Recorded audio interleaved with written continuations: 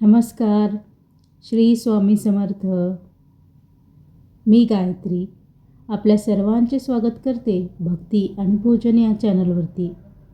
आशा करते की आपण सर्वजण स्वस्थ आहात आणि मस्त आहात. आज आपण घेऊन आलो आहोत केवळ एक कथा नाही तर एक जिवंत अनुभूती. सोलापूरच्या पवित्र भूमीत अवतरलेले, कर्तव्याला देव मानणारे, समतेचा द्वीप प्रज्वलित करणारे शिवयोगी श्री सिद्धेश्वर महाराज. ही कथा आहे बालभक्तीची, गुरुभेटीची, कर्मयोगाची आणि अखेरीस निर्गुणात विलीन झालेल्या महान ज्योतीची.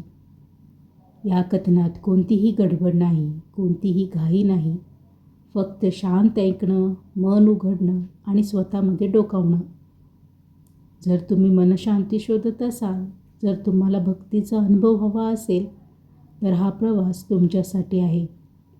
चला तर मग मन, अहंकार, विचार क्षणभर बाजूला ठेवूया आणि श्री शिवयोगी सिद्धरामेश्वर महाराजांच्या जीवनप्रवाहात हळूच उतरूया. ओम नमः शिवाय. ओम नमः सिद्धरामाय नमः. आज या क्षणी या पवित्र शब्दांच्या कंपनात आपण केवळ एक कथा ऐकायला बसलेलो नाही. आज आपण एका जिवंत तत्त्वज्ञानाच्या चरणी बसलो आहोत.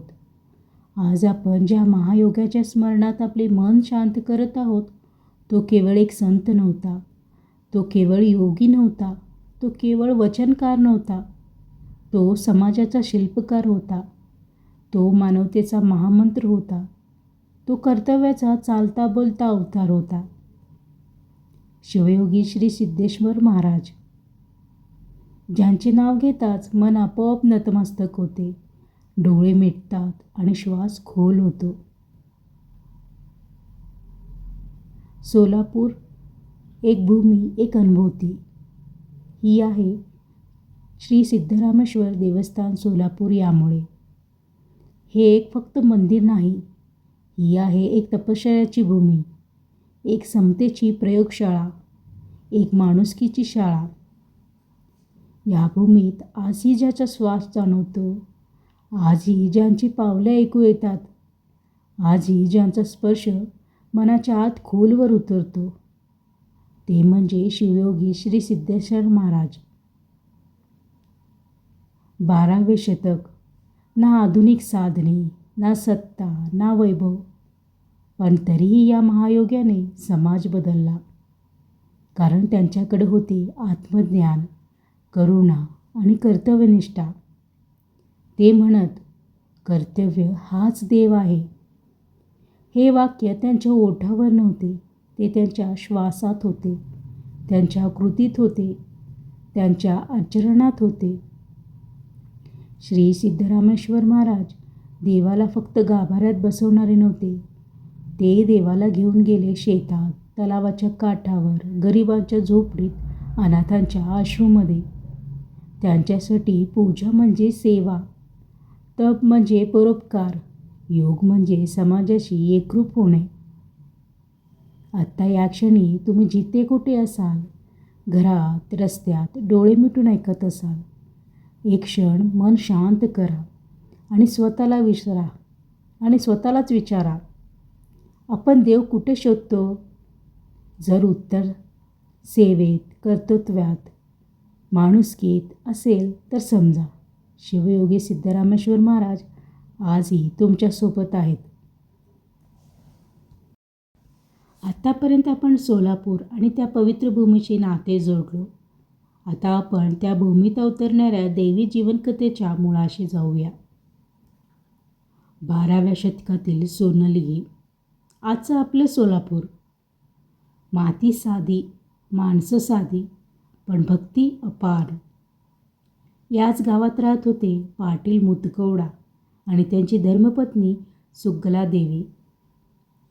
दोघेही निष्ठावंत शिवभक्त, सेवाभावी, नितळ अंतकरणाचे. त्यांचं एकच दुःख, एकच शूल, त्यांना अपत्य नव्हतं. वर्षानुवर्षे वर्षे गेली, त्यांचं वय वाढत गेलं, पण त्यांचा विश्वास अजिबात ढळला नाही. त्याने कधी देवावर राग केला नाही किंवा देवाकडे तक्रार देखील केला नाही. ते दररोज फक्त एकच म्हणायचे, शंकरा, तुझी इच्छा असेल तरच दे. त्यांची ही प्रतीक्षा हळूहळू तपस्यात बदल झाली. एक दिवस त्यांच्या दारी आले जगद्गुरू श्री रेवणाचार्य आपल्या शिष्यांसह. त्यांचं घर पवित्र झालं. तेथील वातावरण बदललं. सुगलादेवी गुरुचरणी नतमस्तक झाली आणि त्या दिवशी आणि त्या क्षणी अवतरले ते देवी शब्द, माते, तुझ्या उदरात जन्म घेईल शिवस्वरूप योगी. हा बालक केवळ तुमचा पुत्र नसेल, तो समाजाचा आदर बनेल. या सोन्नलगीत तो अभिनव श्रीशैल बनवेल. त्याचं नाव ठेवा सिद्धाराम. पुढे सुगलादेवीचं वय झालं होतं. सुगलादेवींचं वय 60च्या पुढं. शरीर थकलेलं पण मन उजळलेलं आणि दैवी कृपेने अशक्यही शक्य घडलं. एक तेजस्वी बालक त्यांच्या उदरात जन्म घेतला. त्याचं नाव सिद्धाराम. तो केवळ जन्म नव्हता, तो होता युगपर्वत क्षण. बाल सिद्धाराम इतर मुलांसारखा नव्हता. खेळणी नव्हती त्याची आवड. त्याची आवड होती गाय, वासरं, अरण्य, ओढे, पक्ष्यांचे सूर. तो निसर्गाशी बोलायचा, निसर्गात हरवायचा. जणू निसर्गच त्याचा गुरु होता. एक दिवस अमराईच्या शिवारात ओढ्याजवळ सिद्धारामला दिसलं काहीतरी वेगळं. ते होतं दिव्य शिवलिंग. आणि त्या क्षणापासून बाल सिद्धारामांचं जीवन बदललं. तो दररोज त्या शिवलिंगाची पूजा करू लागला. त्याला कोणी शिकवलं नव्हतं, तरीही त्याची भक्ती पूर्ण होती. ही निरागस भक्ती केवळ बालहृदयाची नव्हती, ती होती आत्म्याची हाक आणि त्या हाकेला उत्तर मिळणारच होतं.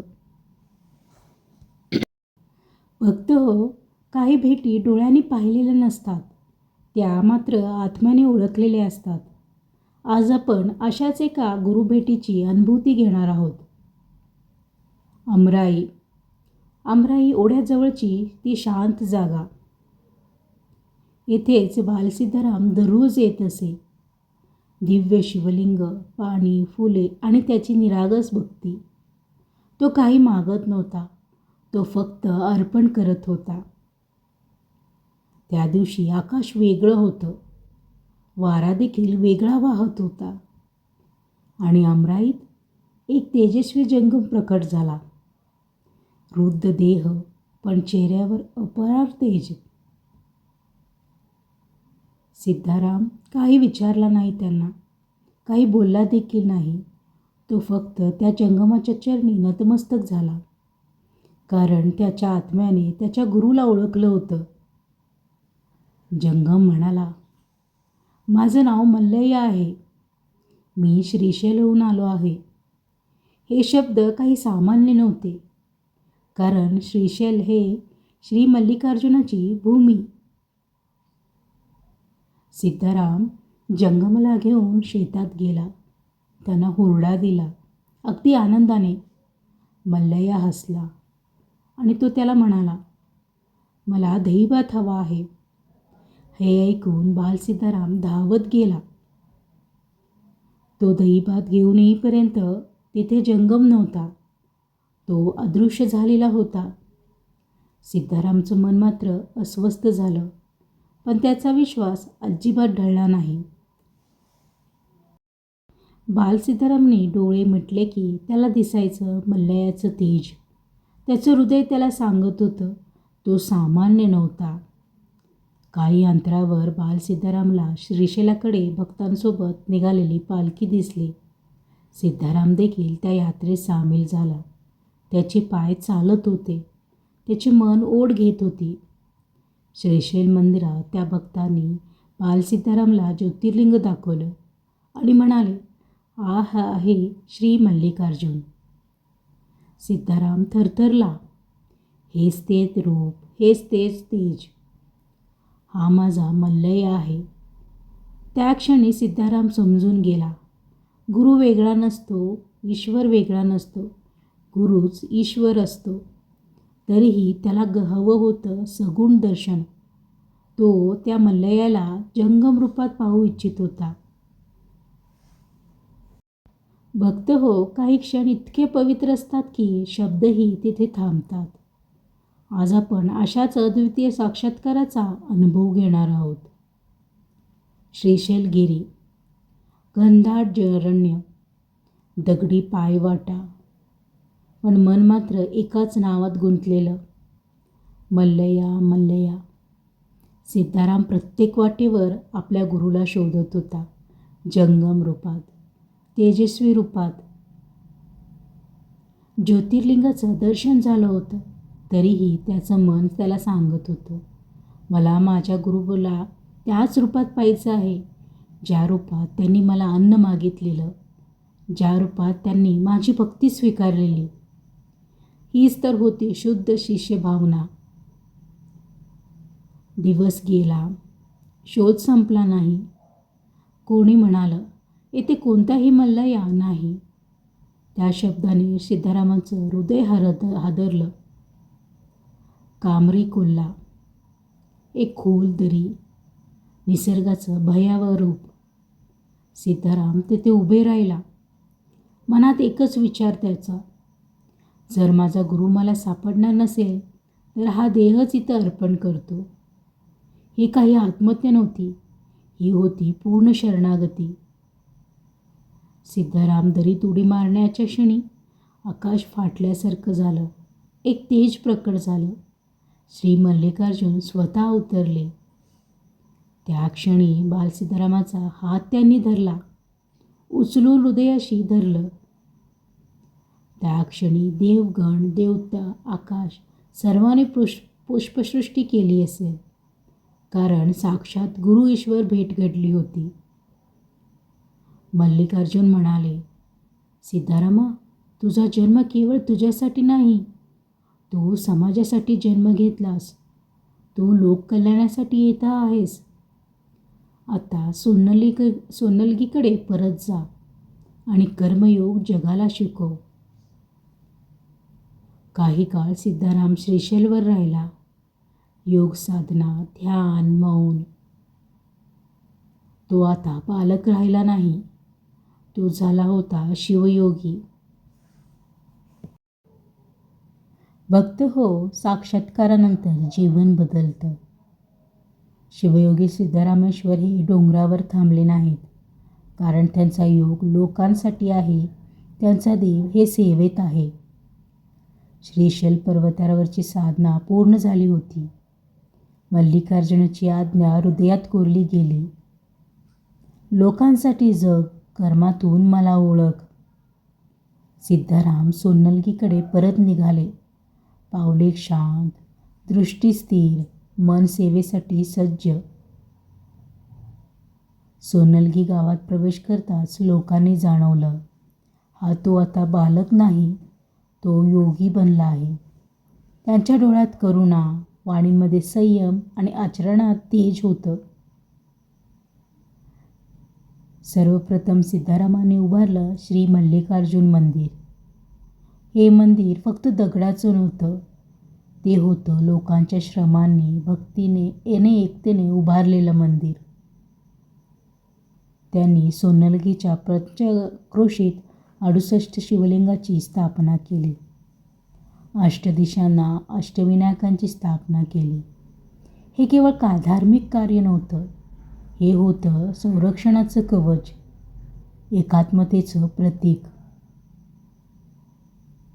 त्या काळी सोन्नलगी गावात पाणी ही मोठी समस्या होती. त्यामुळे सिद्धारामांनी लोकांना एकत्र केलं. त्यांनी जात नाही विचारली, पंथ नाही पाहिला, फक्त एकच हाक दिली, ते म्हणजे हे काम सर्वांसाठी आहे. आणि तलाव तयार झालं. आणि आजही तो तलाव त्या कर्मयोगाची साक्ष देतो. अनाथ, गरजू, दुःखी कोणीही उपाशी राहू नये ही सिद्धरामांवरची इच्छा. त्यांनी अन्नछत्र उघडली.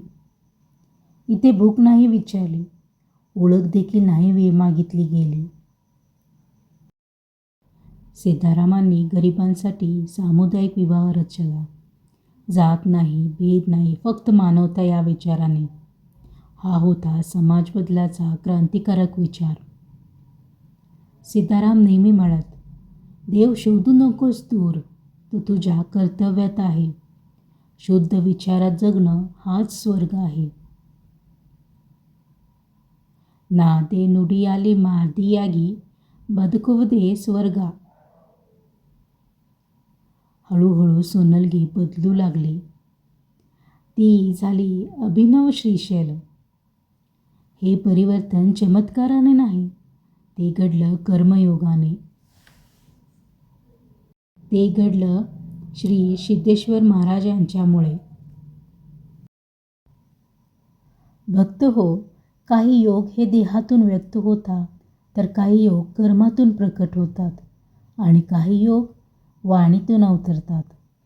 आज आपण अशाच वाणीतील योगाचा अनुभव घेणार आहोत. शिवयोगी सिद्धरामेश्वर कवी होते का? हो, पण ते केवळ कवी नव्हते. ते होते अनुभूतीचे शब्दकार, आत्मज्ञानाचे घोषक. त्यांची वचने लयबद्ध रचना नव्हती, ती होती हृदयातून उसळलेली अनुभूती. वचन म्हणजे काय? वचन म्हणजे उपदेश नाही किंवा आदेश नाही. वचन म्हणजे अनुभवातून आलेली सत्याची थेट हाक. सिद्धारामांची वचने सोप्या भाषेत पण खोल अर्थाने भरलेली. स्वतः सिद्धाराम म्हणत, 68,000 मी गायले, गायून गायून थकलो, पण गाण्यासाठी एकच उरलं. वासना सोड आणि कपिल सिद्ध मल्लिकार्जुनात लीन हो. ही ओळ केवळ आकडा सांगत नाही, ती सांगते त्यांच्या साधनेची उंची. 68,000 वचने, पण आज फक्त सुमारे 1378 उपलब्ध. काळाने अनेक शब्द गिळले, पण भाव मात्र गिळू देऊ शकला नाही, कारण आजही लोकांच्या आचरणात तो जिवंत आहे. सिद्धारामांच्या वचनांचा मध्यबिंदू एकच. वासनांचा त्याग, शुद्ध आचरण, समता, कर्तव्य आणि अंतर्बाह्य पवित्रता. ते म्हणतात, नादे नुडियाली माडियागी बदकुवेदे स्वर्गहा. याचा अर्थ शुद्ध विचारात जगणं हाच स्वर्ग आहे. त्यांच्या वचनात ना केवळ सगुण भक्ती आहे, ना फक्त निर्गुण तत्व. दोन्हीचा सुंदर संगम त्यांच्या वचनात आढळतो. लिंगपूजेत रमणारा तोच सिद्धाराम निर्गुण सत्याचंही गान करतो. ही वचने केवळ साधकांसाठी नव्हती, ती होती प्रत्येक शेतकऱ्यासाठी, कारागिरांसाठी, स्त्रीसाठी आणि सर्वांसाठी. कारण सिद्धारामांचा देव हा सर्वांचा होता. अनेक वचने लिहिली, अनेक शब्द उच्चारले, पण त्यांना माहिती होतं शब्दापलीकडेही सत्य आहे. म्हणूनच त्यांची वाणी मौनाकडे घेऊन जाते. भक्त हो, काही जीवन जन्माने सुरू होतात आणि मृत्यूने संपतात, पण काही जीवन समाधीत विलीन होतात. आता आपण अशाच पूर्णत्व क्षणाचा अनुभव घेणार आहोत. सिद्धरामेश्वर महाराज थांबले नाहीत. ते त्यांच्या शेवटपर्यंत सेवेत राहिले. त्यांनी मंदिर उभारलं, तलाव भरला, अन्नछत्र चालू केलं. समाज बदलला आणि त्या बदलात त्यांचा अहंकार मात्र अजिबात नव्हता. फक्त त्यांचं कर्तव्य होतं. एक दिवस त्यांच्या अंतःकरणात एक सूक्ष्म हाक उमटली, आता वेळ आली आहे. ही हाक काही भीतीची नव्हती, ती होती विलीन होण्याची तयारी. त्या दिवशी सर्व भक्त एकत्र आले. सिद्धेश्वर महाराज शांतपणे बसले, एकेकाला पाहिलं, आशीर्वाद दिला. त्यांच्या डोळ्यात करुणा होती आणि ओठावर स्मित हास्य. कोणताही आक्रोश नाही, कोणताही शोक नाही. सिद्धेश्वर महाराज समाधीत बसले. त्यांचा श्वास मंद झाला. देह स्थिर झाला आणि त्या महाज्योतीने परमज्योतीत प्रवेश केला. त्यावेळी आकाशात अद्भुत तेज पसरलं. देवगणाने पुष्पसृष्टी केली, पण सिद्धेश्वर महाराज कुठे गेले नाहीत. ते येथेच राहिले. आज हजारो भक्त दररोज येतात, समाधीसमोर बसतात, नामस्मरण करतात आणि काही न मागता खूप काही मिळवतात. आजही भक्तांना वाटतं इथे कोणीतरी आहे, शब्दात न मावणारी एक उपस्थिती. आणि ही आहे निर्गुण सिद्धरामेश्वरांची अनुभूती. सिद्धरामेश्वर महाराज आजही आपल्याला सांगतात, देव शोधू नकोस दूर, तो तुझ्या कर्तव्यात आहे. शुद्ध विचारात जग, तोच तुझा स्वर्ग आहे. भक्त हो, ही कथा इथे संपली असं वाटत असेल, पण खरं सांगायचं तर ती येथेच सुरू होते. कारण शिवयोगी श्री सिद्धरामेश्वर महाराज फक्त इतिहासात नाहीत, ते आजही जिवंत आहेत. आपल्या कर्तव्यात, आपल्या सेवेत, आपल्या माणुसकीत. जर आजच्या कथेनंतर तुमचं मन थोडंसं जरी शांत झालं असेल, जर कोणासाठी तरी सेवा करण्याची इच्छा जागी झाली असेल, तर समजा ही कथा सफल झाली. आणि निरोप घेण्याअगोदर आपण एक छोटीशी कविता ऐकूया. ओम नमः शिवाय. शब्द थांबतात, मन नतमस्तक होतं. आज कविता नाही बोलत, आज आत्मा बोलतो. शब्द फक्त वाट दाखवतात, अनुभव मात्र आत घडतो. सोनलगी माती साधी, पण काळजात भक्ती. या मातीत शिवाने ठेवला आपला श्वास. कोणी जाणलं नाही, पण काळाला माहिती होतं, इथे एक योगी जन्म घेणार आहे. 60 ओलांडली, देह थकला, पण विश्वास नाही थकला. शिव म्हणे थांब माते, तुझ्या उपदरी योगी आला. जगद्गुराचे शब्द उतरले कानातून थेट हृदयात. सिद्धाराम नाव कोरलं काळाच्या कपाळावर. गाय वासरं, झाडं, ओढे यांच्याशी बोलायचा तो. खेळणी नव्हती, पण ध्यान होतं. देव दूर नव्हता, तो पायाशी बसलेला होता. अमराईत सापडलं शब्द नसलेलं रूप. ना आरती ना मंत्र, फक्त अश्रूचं धूप. कोणी शिकवलं नाही, तरी हात जोडले गेले. शिव म्हणाला हा माझा, आणि विश्व थांबलं क्षणभर. तो आला जंगम रूपात, हुरडा खाला, दही भात मागितला आणि निघून गेला. पण हृदयात घर करून बसला. गुरुभेट म्हणजे समोर दिसणं नाही, आत जागं होणं असतं. न सापडता गुरु सापडली शरणागती. देह अर्पितो म्हणे हीच खरी भक्ती. हात धरून उचललं मल्लिकार्जुनाने, तू माझा आहेस असं विश्व सांगू लागलं. तो परत आला, पण वेगळ्या रूपात. मंदिर उभं राहिलं लोकांच्या श्रमातून. तलाव भरला समतेच्या पाण्याने. जात विरघळली सेवेत. देव गाभाऱ्यातून रस्त्यावर उतरला. 68,000 शब्द, पण अर्थ एकच, वासना सोड आणि शिव हो. शुद्ध विचारात जगणं हाच खरा स्वर्ग. सिद्धाराम म्हणे देव दूर नाही बघ जरा. तो बसला शांत, श्वास मंद झाला, पण उपस्थिती वाढली. देह थांबला, पण अनुभूती चालू राहिली. आजही समाधीसमोर कोणीतरी असतं. सिद्धाराम गेला नाही, तो आज आचरणात आहे. जेव्हा तू कर्तव्य करतोस निस्वार्थपणे, तेव्हा तो तुझ्यात बोलतो. ओम नमः शिवाय. ओम नमः सिद्धारामाय नमः. भक्ती आणि भोजन या चॅनलवरती आम्ही अशाच भक्ती, तत्त्वज्ञान, कथा आणि आत्मशांती देणाऱ्या अनुभवांना तुमच्यापर्यंत पोचवत राहतो. हा अनुभव तुमच्या मनाला स्पर्श झाला असेल तर व्हिडिओला लाईक करा, चॅनलला सबस्क्राईब करा आणि हा भक्तीचा प्रसार इतरांपर्यंत पोचवूया. पुन्हा भेटूया अशाच एका पवित्र कथेसह सोमवेत. आणि हो, ही माहिती सांगत असताना काही चुकलं असेल किंवा माहिती चुकीती गेली असेल तर मी आपल्या सर्वांची माफी मागते. कारण ही माहिती मी आलेल्या अनुभवातून, ऐकलेल्या गोष्टीतून आणि वाचलेल्यातून मी तुमच्यासोबत शेअर करत आहे. तरीसुद्धा काही चुकलं असेल तर मी तुम्हा सर्वांची क्षमा मागते. पुन्हा भेटूयात आपण अशाच एका पवित्र कथेसोबत. तोपर्यंत एकच विनंती, शुद्ध विचारात जगा, कर्तव्यात देव पहा आणि माणुसकीला जपा. मी गायत्री आपल्या सर्वांचा निरोप घेते. नमस्कार. श्री स्वामी समर्थ.